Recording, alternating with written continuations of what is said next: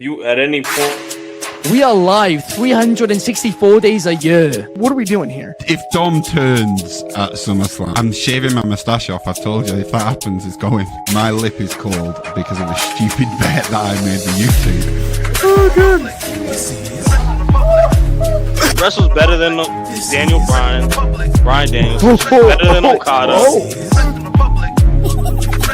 How do you not get sushi after Monday Night Raw?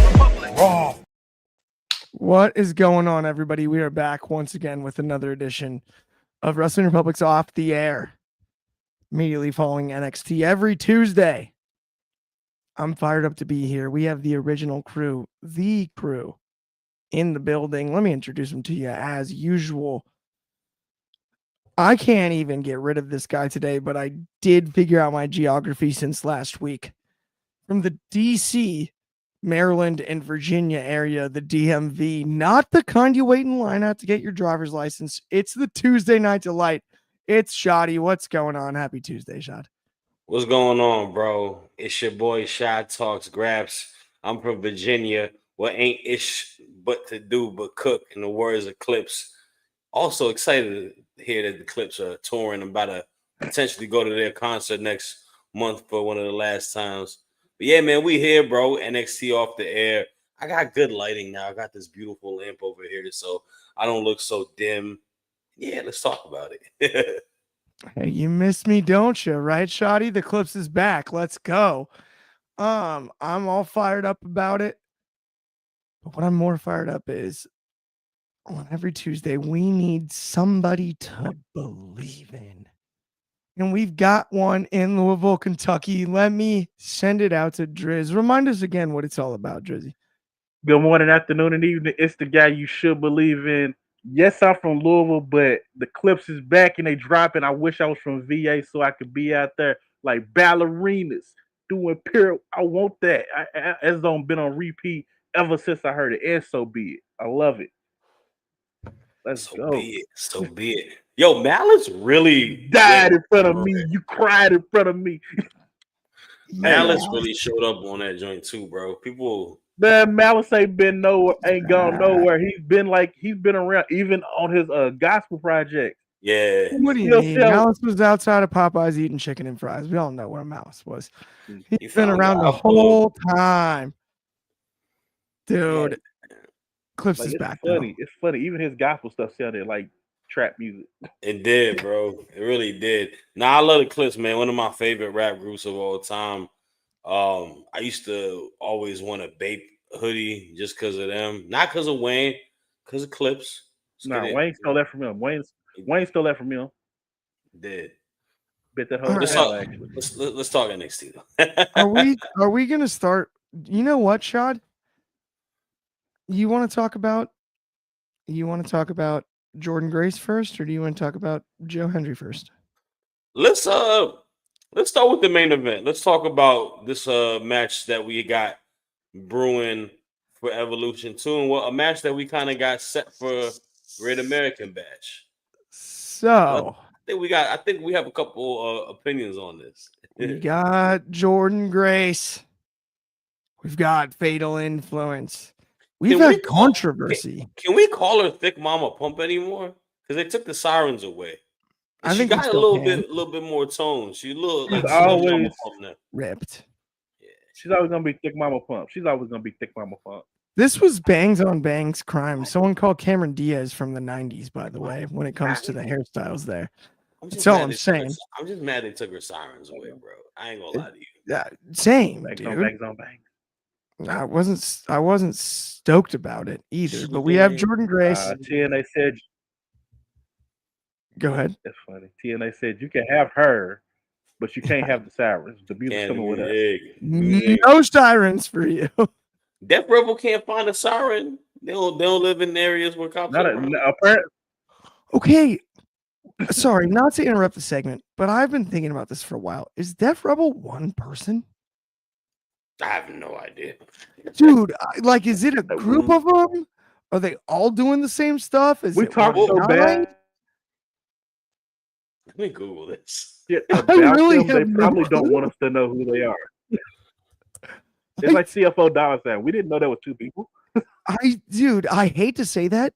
I'm almost embarrassed that Oh I my didn't God, know it's 3 people. I knew it was more than one.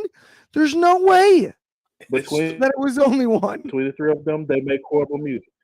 Between the three of them, they make horrible music. They should feel bad. One of them looks like Neve They from should feel very Sex bad. Warlord goes, it's 3 men. More like 3 blind mice, but either way. I'm gonna put in the private just- chat for y'all to take a look when y'all want to. My goodness gracious sakes alive. Either way, back to the task at hand here.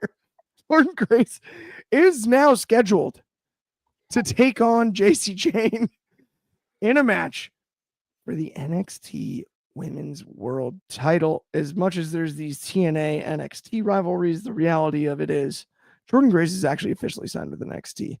So we got to be careful on like associating her with TNA and all of that. At the same time, Shadi, I know you have a lot to talk about when it comes to this, so I'm going to go straight to you here. And holy, what in the wide world of sports? Def Rebel is 3 people? Yeah, so this is the issue.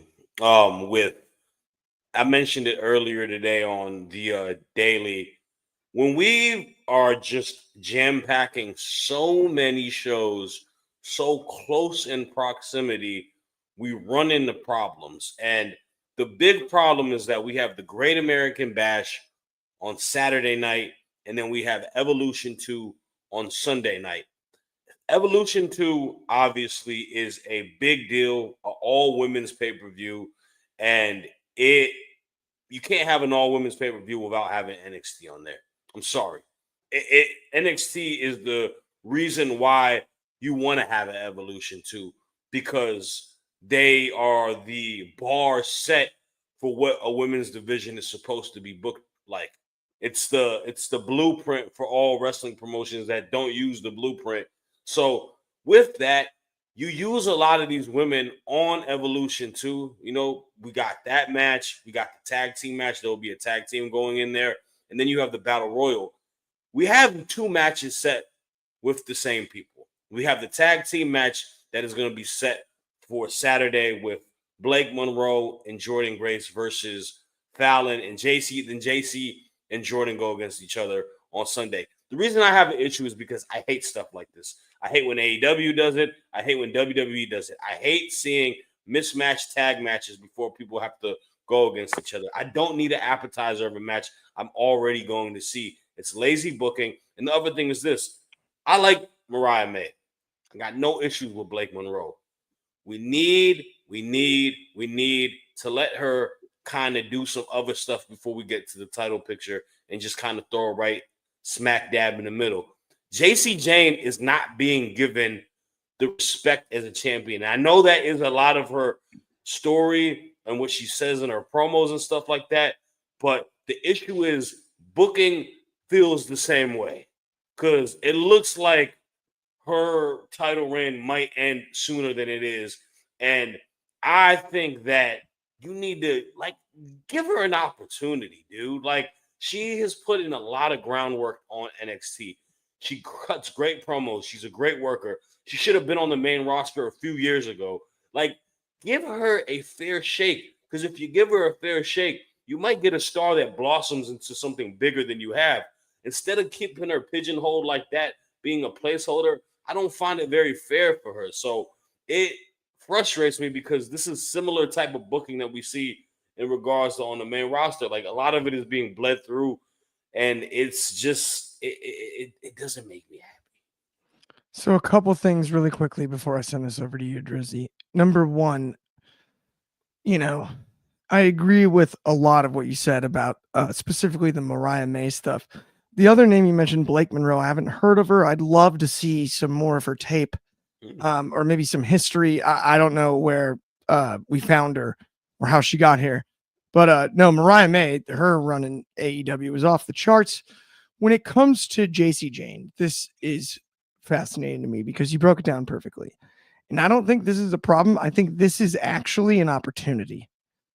And the more I've thought about it since the end of the show, Shad, the best thing that can come out of this is on Evolution, JC Jane shines. Whether she goes over, she can get over. And if she shines in this performance, it is to a larger audience, and it is against an absolute legend of the game in Jordan Grace. And that is the one blessing, right? That is the one thing we can kind of hang our hat. She's got a real shot here on the card. It's of relevance there. I don't like the conjecture about it should have been someone else or it should have been something else. I think that's just silly, and that's outside stuff that we've heard from the IWC. Dryzzy, I'm going to toss it to you, but we can keep talking about this one as well because it's just an interesting topic. You Also, have do you know who Blake Monroe is? Where'd she come from? so you have the best roster of women in wrestling, but we're going to stick her in a already stuffed storyline. I agree with Shad. I hate the tag match, especially with the. It's one thing if it's like at a go home show. You got like it's the Tuesday before the pay per view. This is literally 24 hours. And at this is I believe it's unless I missed something. This will be Blake Monroe's debut match in NXT on TV. You're going to put her in a tag match with the champion, the number one contender. Like she's an afterthought at this point in that aspect. What's the point of it? If this is your big star, you're giving her a bigger marquee. You're giving her a bigger name. Why can't we have a match with Jada Parker? Why can't we have a match with Lash Legend? Why can't we have a match with Thea Hale? You have so many other people that you can sit there and put her in, but no, we're gonna stuff her in this one, which basically tells us, oh, we're hot shotting her to the world title, and we don't need that. You sent her to NXT to develop, to blossom. Let's let that happen then. It really feels like they're looking to put the belt on her next, which had us. If you saw the last episode of Grappling for Position, is the reason why Jordan Grace wasn't included on the list because we just assumed that she's not going to be in NXT too much longer because they're hot shotting her for the belt because she's going to hold the belt for like a month and then on the main roster. The same thing they did with Julia, the same thing they did with Stephanie Von Kern. It's all and I do blame it a little bit on the whole Evolution pay-per-view happening. As much as I am happy that Evolution is happening, it's messing up a lot of storylines.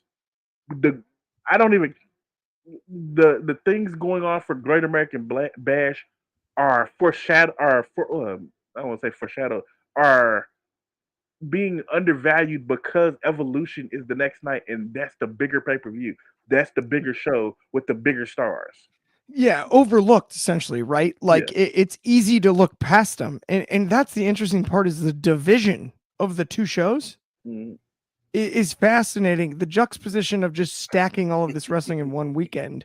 I mean, let's be honest for a second, guys. AEW. Who is watching Great American Bash live that day? We're Nobody. not. I'm watching AEW All In. WWE thinks they are slick trying to counter program AEW's biggest show on its biggest weekend by putting not one, not two, but 3 shows the entirety of the weekend. Not to mention, there's a Beyonce show that weekend too, right across the street. Right across the street. Yeah. So it's a big mess up on booking in this aspect. All in one weekend. Because I'm telling you, my people are going. mind is on All In. Wrestling fans are going to see All In. It's the bigger show. There's so much more going on, so much more enjoyable wrestling on for that one. And everybody else who just is in Atlanta are going to the Beyonce show. Yeah. Okay, we've got a lot of comments here about this this hot upstart, I guess. Blake Monroe is the long lost niece of Marilyn Monroe, and then Fernando, friend of the show, said Blake Monroe should be a title contender before. Whoa! She should not. Blake Monroe should have matches against title contenders before being in the NXT. No, I agree with that. She should. I think. Yeah, I mean, I don't even know if she's earned that right. I think she'd have to work her way up from the bottom. I've never heard of her. She should. I mean, you know, she does look eerily similar to Mariah May, one of the hottest free agents in wrestling, but obviously, like, it's not the same. I don't know Blake Monroe where we found her, who scouted her, where she came from, what school she wrestled at. I have no idea how she made her way to the WWE. I think she's been impressive thus far. Watch out. There's some other free agents coming. There's the secluded get together, a tag team that might be joining NXT. Yeah. There's a Daniel Cribson that might be joining as well. You know what I'm saying? There's a lot of potential free agents that we don't know that can become NXT superstars. You know, Easily. And speaking of potential free agents, how about Joe Hendry versus Wes Lee? the secluded together. Easy. What is this? Gilligan's Island? I swear to God, bro. Guys, Tony signed my boys, bro. Give them all the money that they need. Sad private. Sad Alex Kane, the suplex assassin. Yes. Sign them all. All right. Well, I do still believe in Joe Hendry. Friend of the show, Alex Kane, by the way. Friend of the show. Friend of the program. No, but Joe Hendry, I think I still believe in him. And then Wesley, which I still think is short for Wesley. That can't be both of his names. Either way, it was outstanding. I liked the match a lot. I don't know. I'm just going to go to you on this. Another a very TNA match. So a little bit ago I had just sat there and said that certain shows hinder your NXT shows. We've seen it I think last month maybe. I don't know what it is, but I was not into this match. And Wesley, I don't know what we have to do to get Wesley out of this funk that he's in because he's a tremendous talent. He's great in ring, but I'm just not feeling it right now. And I don't know if it's because I don't see him as this. He always had that natural baby face, the guy you want to get behind, but not a pushover, not your typical baby face. He's this heel that it just doesn't hit to me, and I think it may be that's because of the moveset. I don't 100% know all the way, but it's it's all filler story for the TNA aspects of everything. Mike Santana coming and saving the day. I'm it personally is not hitting for me, but I'm not going to completely shit on Joe and Wes and all this other stuff. Yeah. But I'm ready for this to be over. Give Joe the belt back, please, so he can go back to TNA. I hear you Please. there 100%. No, We've got this comment here, though. Joe Hendry versus Wesley was fired from Fernando Zayas. And then DCX Warlord, long time friend of the show. DCX, why would you ruin the joke like this? Why would you tell us literally what it... You need to know the truth. Nothing but the truth. But it was fun when it... Either way, Shad, I'm going to ask you about the match. Now that the whole Wesley joke is ruined. It's ruined. No, he didn't. He saved the day. Salute to DC Warlord. Monster shout out. No, that actually is... It's classic. I didn't actually know that. Either way, he said, I blame Dom for this version. Oh, yeah, for sure. Wesley. It's Dom's fault. It was Dom Mysterio's fault. Do you have extra to add, Shoddy? Yeah, I think I actually enjoyed everything that came out of this match. I think the dynamic of it puts a little bit more of a light on what's happening in TNA. And look, man, I'm not complaining when I get to see Mike Santana consistently on different programmings. I think the end game is Santana getting that TNA championship. I think Mike Santana is undeniably one of the best professional wrestlers in the world right now when it comes to in-ring ability and it comes to character, authentic like personality, the whole 9 yards. Like he brings a level that he should be the guy you should put that belt on and let kind of run your promotion. Like TNA could use a solid run from Santana. I like Joe Hendry a lot, man, but I think Joe Hendry's got a little tiresome after a while. I think that we've kind of navigated his storylines and title pictures very odd. I think the character is surpassed the wrestler in a sense, right? People like the theme song, they like the promos, the music, all of that. But when it comes to wrestling, he's very okay. I think he's counting his days to maybe potentially get on to the WWE main roster because I feel like that might pop a little bit more there. Trick, I think Trick's doing his job, man. I think Trick is kind of checking off boxes and doing what he wants. My last thing I'll say is this, though. Wesley is a very, very interesting wrestler in where he is right now because I can arguably say he has done everything and then some in NXT. Like he has accomplished all the missions that you may have set out for him to do. And I don't know what the direction is for him. I don't know if they see a place for him on the main roster. I don't know if he potentially could go do stuff full time on TNA, but I feel very worried about his place on NXT because it's like he's kind of just now he's playing the vet trying to help these young guys out. Not that old. You know, he's in the prime of his career. I would like to see him get a new challenge, something potentially like just give him a shot on the main roster. You know, see how he does on the main roster. You know, I think this is a guy who's historically one of the best North American champions that we've ever seen. A perennial tag champ. Like, give him an opportunity. Make him earn his stripes there because he's talented enough to do it. But yeah. 100% shoddy. Honestly, you said a buzzword there today. You said Mike Santana, so I'm gonna have to put a bookmark in that for later. That one's gonna come back around. But what you mentioned about Wesley, I agree with. Main roster, like, why not now? What is there left to do? If North not American now, champion. If not now, when? When? Thank you, Drizzy. Hey, that's exactly what you took the words out of my mouth. Legitimately, yeah, bro, like it's been 5 years in NXT, bro. And he even was in Black and Gold NXT. Yeah, he came at the end of Black and Gold. Like, absolutely. give that man some work. And he has like the thing is this, man, he's battled adversity.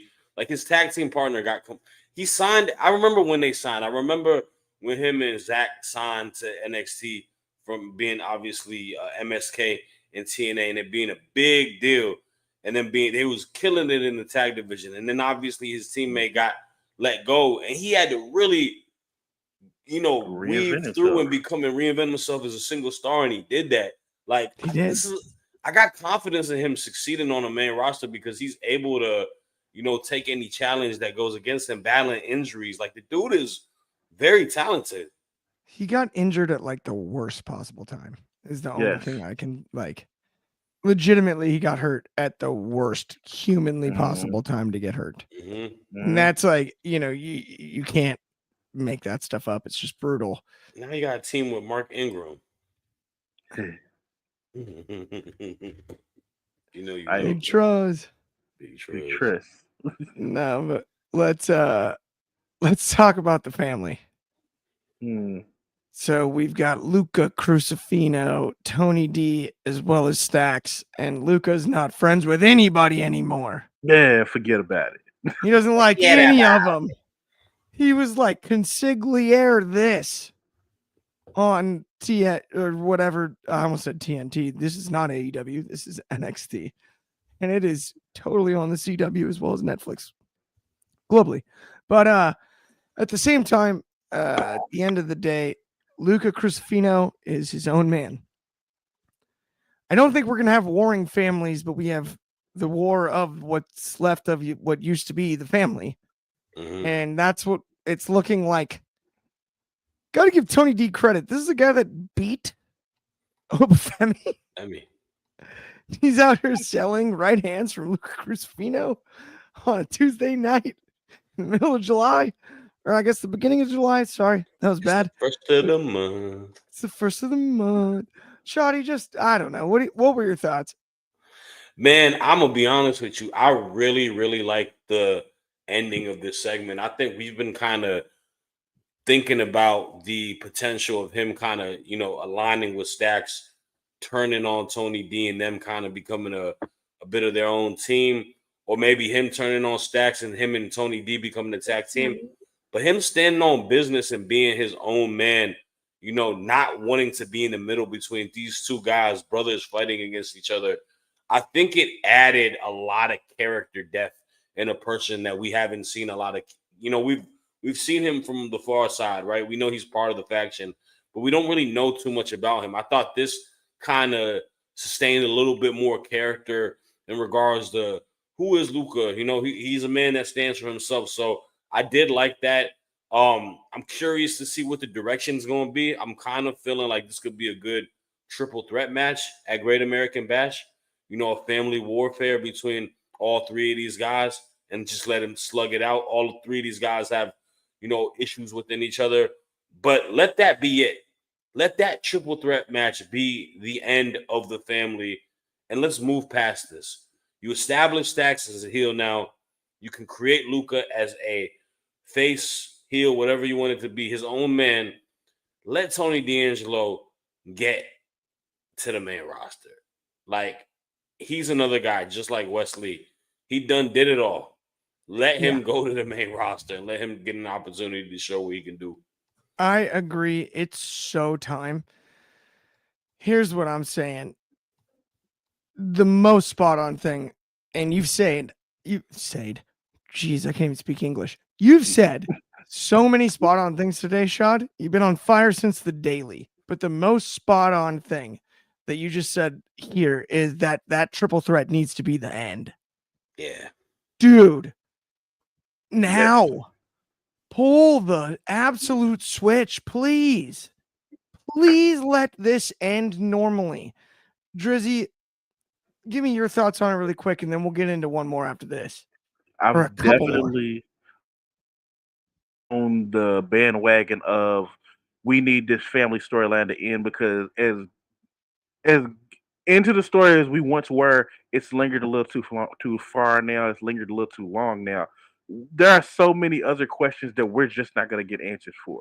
And I agree with Shad. I love the fact that they're giving Crucifino a little bit more than, oh, he's just a lawyer. Because that's what he was initially, even before the family, that's what he was brought to us as, oh, he's a lawyer.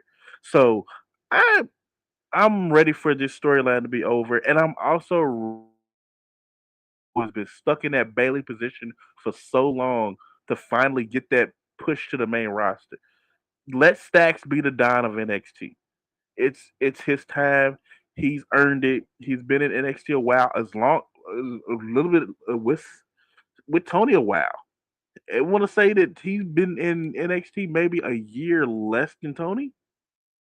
So both of them have grown. I think they've outgrown the system, and it's time for them to move on and show what they can do on the main roster, and for Stacks to show what he can do on his own. Let him establish his own family. And can we also get Rizzo back? I'm concerned. Yeah, what's going on with Rizzo? And then the other factor here for me is like, dude, is Crucifino in the same like stratosphere as the other two to go out on his own? Like, it actually is more logical for him to pick a side, whether it be Tony D or Stacks. Like, that's no knock on Crucifino, but I don't know. That's a funky one to me, but I get what you're talking about there. Okay, let's move on to a wild tag match. And when I say wild, I mean we've got the newest. Is it Pat Paizzi? Is Pax? Is Paxley? I don't know, but Izzy Dame and Tatum Paxley. It's just another Tatum Tuesday, not so fast. It's not just another Tatum Tuesday, Shad. This is a special one because we've got a new team. Talk to me about that, and I'll be right back. Yeah, last week I had strong feelings towards the tug of war match for Miss Tatum Paxley, but calm down. I thought about it, and it makes a lot of sense. Why wouldn't two teams want to win over Tatum Paxley? Tatum Paxley is the main prize of NXT. She's the main prize of pro wrestling, but I think I have been won over.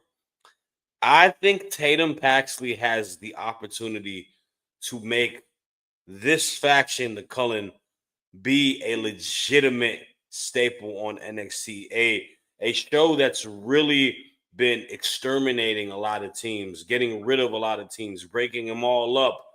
This is the opportunity to make them the real deal Holyfield. Tatum Paxley, to me, has the potential of being Alexa Bliss times 100. Like Fiend Alexa Bliss times 100. That dark character, that creepy character, very charismatic, can play her role very well. But then when you see her wrestle, the athleticism, all of that, she's got the same opportunity to really be a focal point and a superstar with the Cullen. And I'm actually 100% sold on her being part of the Cullen. I think this can only benefit the team, but also benefit one Izzy Dame, because Izzy Dame, to me, she plays in a character that's in a darker faction, but she doesn't have that image of it. She's still kind of, the tall blonde girl. Well, if you align yourself with Tatum Paxley and you get that dark, aesthetic with the music and stuff, and you have her come out, giggling with all the black lipstick and black hair and the all black garn, like that really, really sticks. And that's an opportunity to really create a big time faction. So I'm sold on it. I think Tatum Paxley, like I mentioned, I think she can be like what we thought we would have as the Alexa Bliss Fiend character, like just way better. Like this can work. The fact that she's this amazing of a wrestler and that character work within the faction, yes, I'm sold with her and Izzy, and I'm sold on this faction. They get my stamp of approval. I dig it. I'm not gonna lie. It kind of legitimizes both. Mhm. Yes. It That it that's gives the them cool part. she legitimizes them definitely. And it also adds a different dynamic. If you remember Metaphor, the way that faction was built, the tag team was actually was Lash and Jakara, and you had Aura as a single and you had Right. Noam as a single. The Cullen kind of looks the exact same way now. So if you add Izzy and Tatum as your tag team, you got was it Nico Vance as your singles and uh Sean Spears as your other singles. It Sean adds a new Spears is dynamic. basically a heater in his own group. He's a player coach now. He Yeah. doesn't even have to There wrestle you go. really. He's like Ric Flair in Evolution at this point. But that's what I mean. He's the heater. He Yeah, can so lose all the matches that he's in. yeah, Yeah. it's like Just be kind of like a manager. The thing is, he needs to be the heater. He needs to be the manager for the other guy.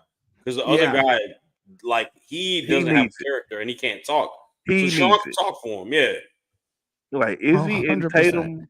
Izzy and Tatum is a good combo. I just want to know where this is going because there are no tag team titles in NXT. There's barely tag teams. Well. Funny that you mention it. Saw what they said at Evolution 2. There's a team in NXT that's going to be in that match.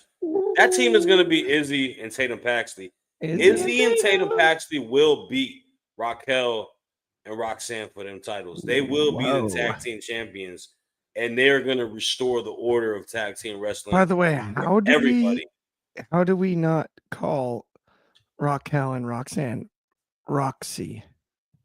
Like the Quicksilver offshoot brand? Because that unfortunately early was 2000s. Roxanne Perez's name before she came to the WWE. No, but remember like the Quicksilver offshoot surf brand? Yeah, no, In the it's spelled 90s? just, Roxy. her name was spelled just like that, if I'm not mistaken, right? Shoot. We need to bring that Yeah, back. it was. Oh my goodness. I think Roxanne owns that actually. So I don't B think Dave that 1993 said, "Is it just me or is Dark State not hitting for me?" I discussed this actually when we were watching it live. Not sure. They Today's lost promo, all momentum. here's what's the worst part though. Today's promo, take all the fluff away.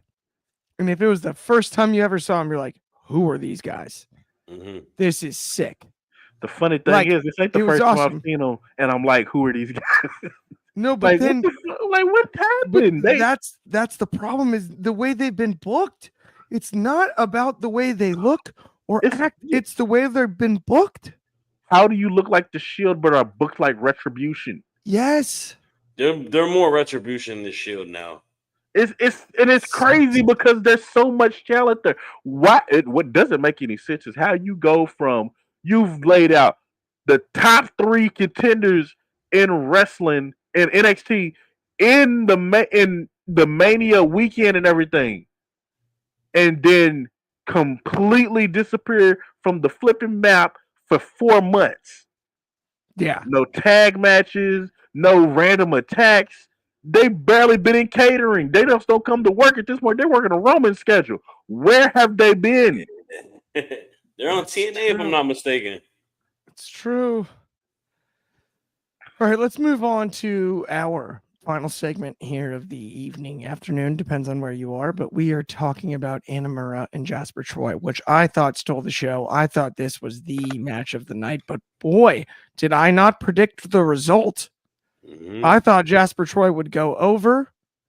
I did actually hit when it came to gambling the amount of overs on all yeahs from Booker T during this match. I had it at 7.5. He hit about 15 of them, but I'm just saying it was a heck of a match. Jasper Troy is excellent. This guy can go, but Inamura is no joke, my friends.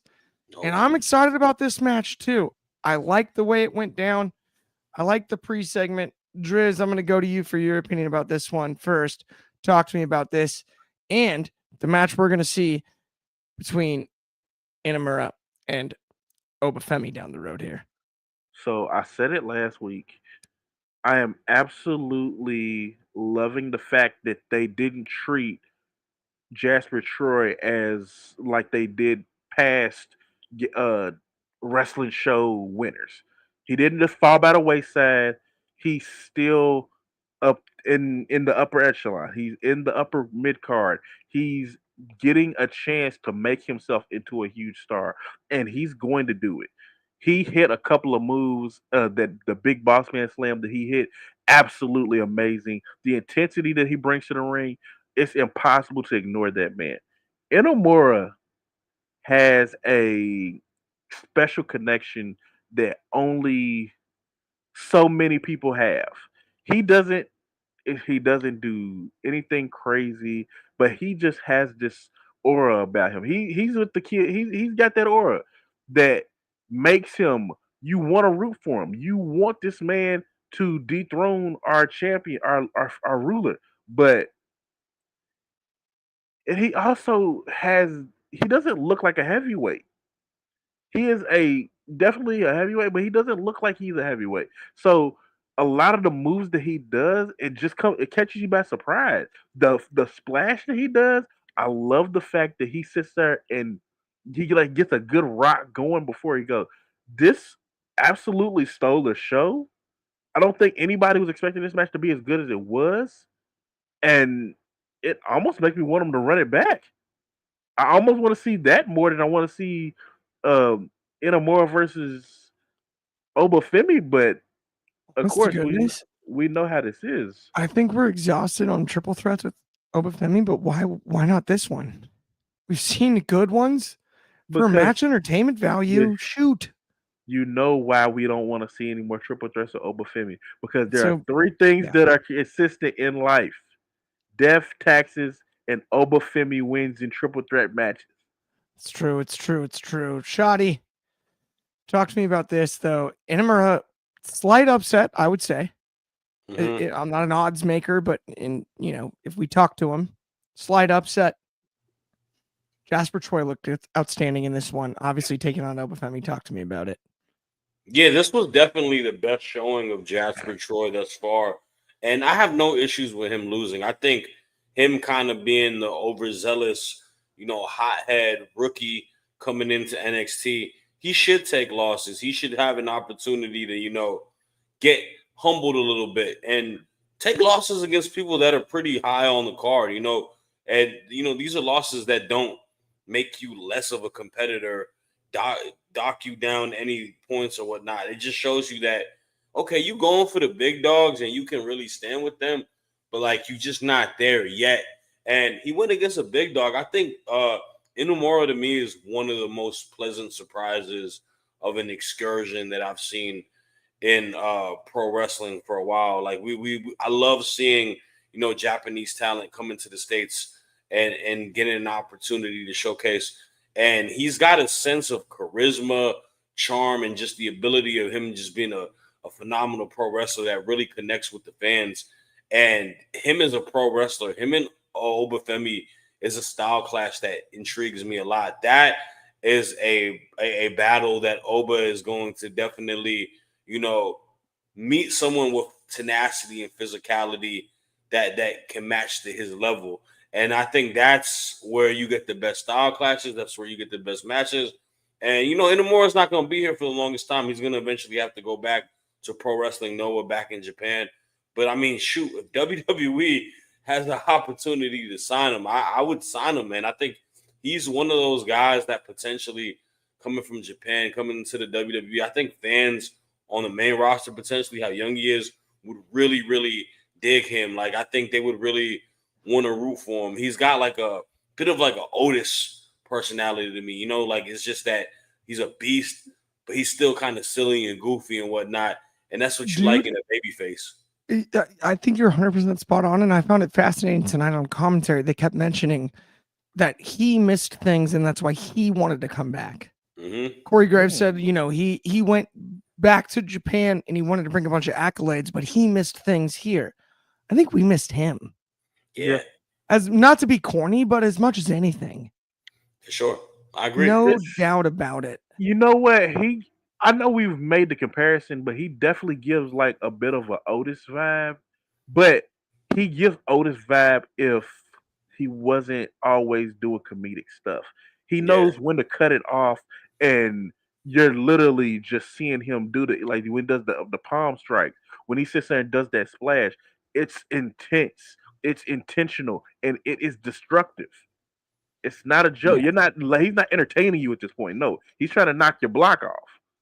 100%. 100%. Well, I will say, guys, with that brings us to the end of oh no, wait a minute. Actually, you thought I wasn't going to talk about Ricky Saints. You guys all thought I wasn't going to talk about Ricky Saints and Ethan Page, didn't you? You didn't think I was going to talk about Ricky Saints. Oh no, I'm going to talk about Ricky Saints and his little vanity project. How adorable is this? Put this one on a poster. We got Ricky Saints versus the Vanity Project in a gauntlet match. Thank you very little. Oops, my bad. All ego Ethan Page looks like The Rock standing next to him. Well, we're talking about this segment by comparison. Oh, they put Lexus King on a poster, unlike Ricky Saints. The grass ain't always greener. I told y'all. Ricky Saints wasn't going to come over and take over. We've got this other new upstart, Blake Monroe, all of them. Watch that. Gauntlet match. Now they got to book him to beat 3 people. Now they got to book him to beat 3 people to get Ricky Saints over in NXT. You're kidding me. He was more over on the internet when he was making fun of Edge on AEW. I mean, knock it off. The grass is not always greener, like I told all of you. And we'll see how the Vanity Project works out. Google Vanity. That's all I'm saying. Good luck with that. Thanks a lot, Ricky Saints. But I mean, you guys excited about this one? Heck of a gauntlet match we've got booked, right? Hundos. Hundo P. It's gonna be sick. I like the Vanity Project. Them dudes is funny, bro. I like them. Dude, I honestly think they might get over the good old Rick. Slick Rick Saints. Yeah. Yeah, the Saints don't seem to be go marching in this one. It's 3-on-1. Hey, man. We let you have it. I don't know, bro. It's funny. I'm not done with Ricky Saints. I'll never be done with this. Clark, this is your birthday gift. I'm not even gonna respond. This is your birthday gift. Yeah, I don't know. I don't know if. So here's the thing, right? I catch Evolve spotty here and there. I like the Vanity Project as a team. I don't think I do too. So I think they are NXT ready. That's obviously Swipe Right. James Drake, I believe, is the other guy's name who's the champion. And then Real deal, Zeta still. Get her on TV, please. DMV's on. Zeta's so good. Northern Virginia. Zeta is so good. Yeah. This is, by the way, no knock on Vanity Project. Here's It's the a thing, knock though. on the Vanity Project that is Ricky Saints. So here's the thing. I don't think they need Ethan Page to. I don't think, I hope this isn't the Vanity Project and Ethan Page is a cohesive unit as a team. Because I think these guys are talented enough and good enough characters and talkers where they can gradually, with time, obviously. I mean, and they're young. Let them get time in NXT. Let them get over naturally. This is what development is for. Yeah. Yeah, that's exactly what this is supposed to be to do. I also think, to your point, keeping them as more of like associates than actually like a combined unit prevents the idea of like a point where you hit a spot where it has to be a turn from one or the other. And you got to pick, like, is Ethan the babyface or is it the rest of Vanity Project? And you know what? They're gonna end up. They're NXT's guinea pig for this, because technically they're gonna be one of the first groups to go from Evolve to NXT Prime. Jackson Drake, by the way. Thank you, DCX. By the way, James Drake. This is how we see and JD McDonough's in the Judgment Day. It's all confusing. It's a lot of J's and D's. Sorry, Driz. That's the best faction in the world. They're NXT's guinea pigs for this. I have no bad things to say about Vanity Project. They definitely do look like NXT green wrestlers. You're learning how to work things, and there's absolutely nothing wrong with that. Being in the ring with Ricky Saints is a good way to put a light on them, because they definitely were one of the bigger and brighter pieces of Evolve. So yeah, okay. When does Ricky get to shine under the lights? Ricky is already shining. I gave you your time, man. Don't make me go. Don't make me go. I'm sorry. I gave you your birthday gift. Happy birthday. Thank you. I do appreciate it. Sorry, man. The Ricky Saints thing just doesn't get old for me. It's too fun now. It's like he's like new Cody. It's just fun. That's his man's. They're buddies. Yeah, it's a logical next step in my character evolvement. You gotta hate him. You gotta hate him now. See? Oh my God, Jesus Christ. Seriously though, happy Tuesday, everybody. Thank you for tuning in. We hope you all enjoyed this one. We'll be back next week, of course, immediately following NXT. I don't believe next week is taped, so we'll be at the normal time, like right after it actually ends. Yeah. It's not like maybe it ended for you, maybe it didn't. DCX Warlord, I see that. I can't read that, but that is funny. At the same time, thank you again for tuning in on behalf of me, Clark, Shoddy, Drizzy, all of us at WR. Check out everything we got. Grappling for Position. We got all kinds of great shows. We got some spotlights coming up for you. We've got, if you haven't checked out on your card, check that out. A lot of good stuff going on here at WR. Hope you have a great rest of your week, and we'll talk to you soon. Absolutely.